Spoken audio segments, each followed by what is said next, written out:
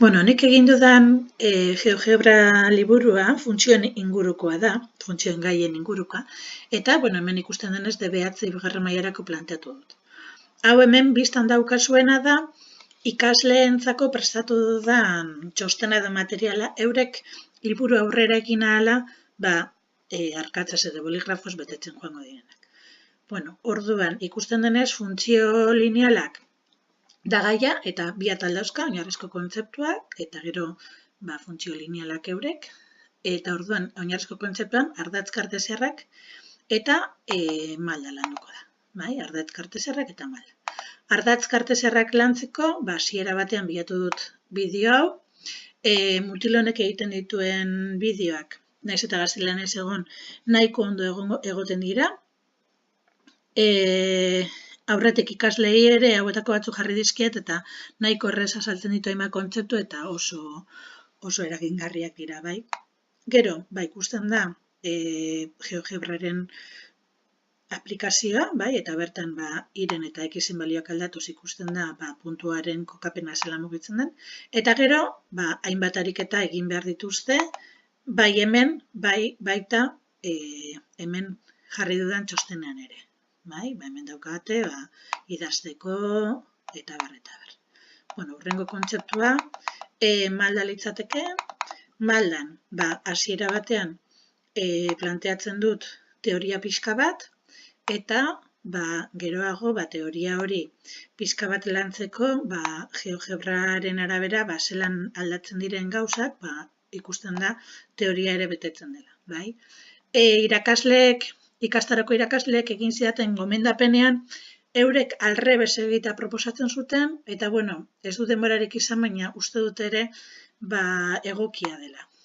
Lehenengo egitea pixka bat, hemen investigazio bat, eurek ikustea puntua nola aldatzen den arabera, malda ere aldatuz joango dela, koordenatuak aldatuko dira eta malda bai, eta horrekin ondorioak ateratzea. Gero hemen badaude ariketa batzuk, hemen ere, txostenean ere, bete beharko dituztenak, hasiera batean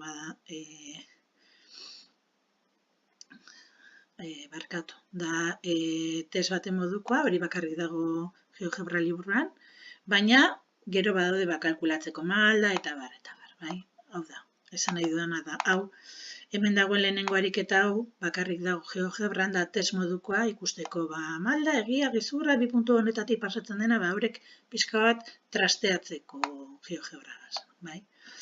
Gero ja funtzio linealekin hasten da, eta hor proportzionaltasun funtzioa, funtzio konstantea, funtzio linealak, eta funtzio linealen aldierazten algebraikoak lantzen dira.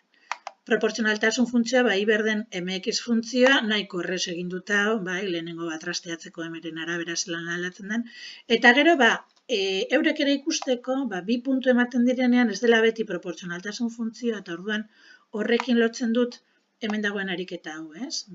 Puntu hauetatik pasatzen dena proportzionaltasun funtzioa da, zergatik, eurek frogatzen joatea. Eta horrekin ere, joango dira, txostentxoa, aurrera joan ala, beteaz, bai. Funtzio linealak, hemen daude, eta bar. Hemen daude. Gero funtzio konstantea, iberdin N funtzioa egongo litzateke, hemen dago, hasiera batean berriro ere teoria pixka bat, eta gero, berriro, hori, GeoGebrarekin ikusita zelan, N depende zelan den, funtzio hori horizontala izaten jarraituko du, baina aldatzen joango da. Eta gero hemen, ariketa simpletxo batzuk, berriro ere. Simplifika batzuk. Hurrengo izango litzateke funtzio lineal orokorra, iberdin MX gehiene funtzioa. Orduan, berriro ere hemen,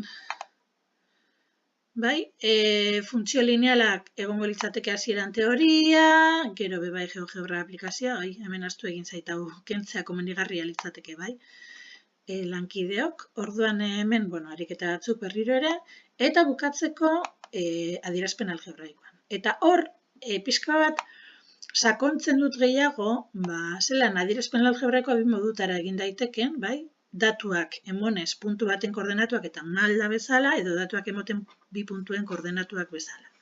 Eta orduan hor, hemen I0, X0 eta M0 aldatu ala, zelan aldatzen den zuzena, eta zelan aldatzen den zuzenaren adierazpenare ikusten da. Eta horrekin lanean aritzeko, ariketa txiki bat dago hemen, eta gero, bi puntu erabilita, gauza bera, bai? Bi puntu emonda, gauza bera, bai? Zelan aldatzen den, hemen ikusten da, zuzenaren adierazpena, bai? Depende bi puntu horiek non kokatuta dauden, bai?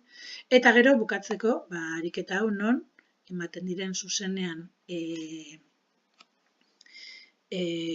funtzio batzuk, eta orduan funtzio hauen adierazpen algebraikoa egitea eskatzen da. Eta, horrekin bukatzen da nolabait esateko,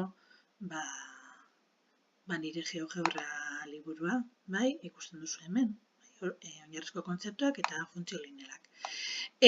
Nahi nuen landu beste kontzeptu batzuk, bi zuzenen arteko posizio erlatiboak ikusteko, baina pentsatu nuen hori ere gaur egun ez dugula lantzen DBH bigarren mailan, baizik eta laugarren mailan gehiago landu egiten dela hori, bai?